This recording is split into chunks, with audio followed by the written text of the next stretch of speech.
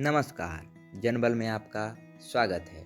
आज हम बात करेंगे हाल ही में संसद में राहुल गांधी के द्वारा दिए गए बयान पर, जिसमें वे पूर्व सेना प्रमुख जनरल मनोज मुकुंद नरवणे के द्वारा लिखी गई किताब 4 स्टार्स ऑफ डेस्टिनी पर लिखे गए लेख को कोट करते हुए केंद्र सरकार पर गंभीर आरोप लगाते हैं और कहते हैं कि 2020 में भारतीय और चीनी सेना के टकराव के समय केंद्र सरकार ने मजबूत फैसले नहीं लिए।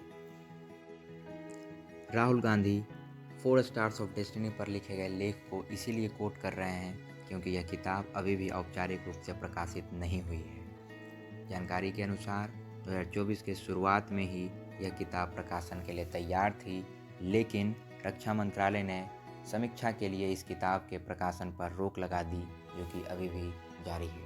आखिर लेख में क्या लिखा गया है और उसमें क्या दावे किए जा रहे हैं, उसको पढ़ते हैं। 31 अगस्त 2020 को शाम 8:15 बजे भारतीय सेना के उत्तरी कमान के प्रमुख लेफ्टिनेंट जनरल योगेश जोशी को एक फ़ोन कॉल आया। सामने से जो जानकारी मिली वो बेहद चिंतित करने वाली थी। 4 चीनी टैंक पैदल सैनिकों के साथ पूर्वी लद्दाख में रेचिनला की ओर चढ़ना शुरू कर चुके थे। जोशी ने इस गतिविधि की सूचना सेना प्रमुख जनरल मनोज मुकुंद नरवणे को दी, जिन्होंने तुरंत स्थिति की गंभीरता को समझ लिया। ये टैंक कैलाश रेंज पर भारतीय मोर्चों से कुछ 100 मीटर की दूरी पर थे। भारतीय सैनिकों ने एक चेतावनी के तौर पर आसमान में ऐसे गोले दागे जो सिर्फ लाइट करते हैं। इसका कोई असर नहीं हुआ, चीनी आगे बढ़ते रहे। इसके बाद नरवणे ने भारत के राजनीतिक और सैन्य लीडरशिप के प्रमुख लोगों को लगातार फ़ोन करना शुरू कर दिया। रक्षा मंत्री राजनाथ सिंह, राष्ट्रीय सुरक्षा सलाहकार अजीत डोभाल, रक्षा प्रमुख जनरल बिपिन रावत और विदेश मंत्री एस जयशंकर। नरवणे लिखते हैं, मैंने हर एक से यही सवाल पूछा, मेरे लिए क्या आदेश हैं। स्थिति तेजी से बिगड़ रही थी और स्पष्टता की जरूरत थी। एक मौजूदा प्रोटोकॉल था। नरवणे को स्पष्ट आदेश थे कि शीर्ष स्तर से अनुमति मिलने तक गोली नहीं चलाई जाएगी। ऊपर से कोई साफ आदेश नहीं दिया गया। समय बीतता गया। रात 9:10 पर जोशी ने नरवणे को फिर फ़ोन किया। चीनी टैंक अब 1 किलोमीटर से भी कम दूरी पर थे। 9:25 पर नरवणे ने राजनाथ को फिर फ़ोन किया और स्पष्ट दिशा निर्देश मांगे, लेकिन कोई जवाब नहीं आया। इसी बीच चीनी सेना के कमांडर मेजर जनरल लियू लिन का एक संदेश आया। कहा गया कि सुबह मीटिंग करेंगे, लेकिन चीन की सेना रुक नहीं रही थी, वे आगे बढ़ रही थी। नरवणे याद करते हैं कि जोशी ने कहा था, इन्हें रोकने का एकमात्र तरीका हमारी मीडियम आर्टिलरी से फायर करना है, जो तैयार खड़ी है। पाकिस्तान के साथ नियंत्रण रेखा पर आर्टिलरी द्वंद्व आम बात थी, जहां डिविजनल और कोर कमांडरों को सैकड़ों राउंड रोजाना बिना ऊपरी स्तर से पूछे चलाने का अधिकार होता था। लेकिन यह चीन था, यह अलग था। चीन के साथ आर्टिलरी द्वंद्व बहुत बड़ी चीज़ में बदल सकता था। नरवणे लिखते हैं, मेरी स्थिति बेहद नाजुक थी। वे एक तरफ कमान के बीच फंसे थे, जो सभी संभव साधनों से गोली चलाना चाहती थी, और दूसरी तरफ मोदी सरकार के लोग, जो अभी तक मुझे स्पष्ट कार्यकारी आदेश नहीं दे पा रहे थे। आर्मी मुख्यालय के ऑपरेशंस रूम में विकल्पों पर विचार हो रहे थे और खारिज किए जा रहे थे। पूरा उत्तरी मोर्चा हाई अलर्ट पर था। संभावित टकराव वाले इलाकों पर नज़र रखी जा रही थी। नरवणे ने रक्षा मंत्री को फिर फ़ोन किया, जिन्होंने वापस कॉल करने का वादा किया। समय खींचता गया।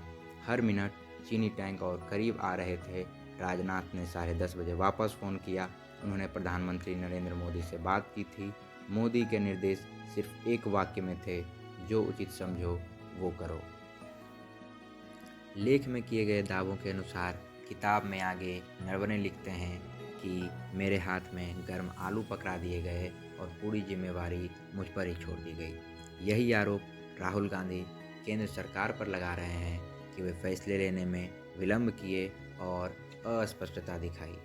इस प्रकरण से दो सवाल खड़े होते हैं कि क्या विपक्ष राष्ट्रीय सुरक्षा के मुद्दे पर केंद्र सरकार से स्वाभाविक प्रश्न पूछ रही है, या पॉलिटिकल माइलेज के लिए सनसनीखेज खुलासा कर केंद्र सरकार को सिर्फ घेरने का प्रयास है। और दूसरा सवाल कि आखिर क्या वजह हैं जो केंद्र सरकार पिछले 2 सालों में इस किताब की समीक्षा नहीं कर पाई है।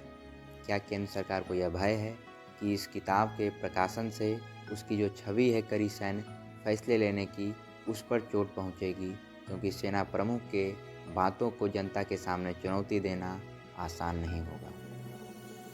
आखिर इस खिताब का नाम 4 स्टार्स ऑफ डेस्टिनी क्यों है? जैसा कि हम जानते हैं, मनोज मुकुंद नरवणे भारतीय सेना के प्रमुख रहे और उनका रैंक जनरल था और एक जनरल 4 स्टार रैंक के ऑफिसर होते हैं। ठीक उसी प्रकार सेना के विभिन्न अंगों में वरिष्ठ अधिकारियों को करेक्टराइज करने के लिए स्टार रैंक की उपाधि दी जाती है। जैसे कि इंडियन आर्मी में ब्रिगेडियर एक 1 स्टार ऑफिसर है, इंडियन नेवी में कोमोडोर एक 1 स्टार ऑफिसर है, इंडियन एयर फोर्स में एयर कोमोडोर 1 स्टार ऑफिसर है।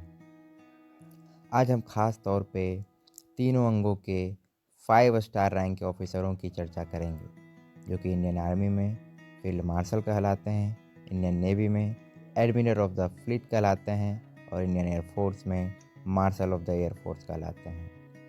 यह रैंक ऑपरेशनल नहीं होता है बल्कि ऑनररी होता है, यानी कि यह रैंक सिर्फ सम्मानित करने के लिए दी जाती है। भारतीय सेना के सबसे पहले फील्ड मार्शल सैम मानेकशॉ हुए।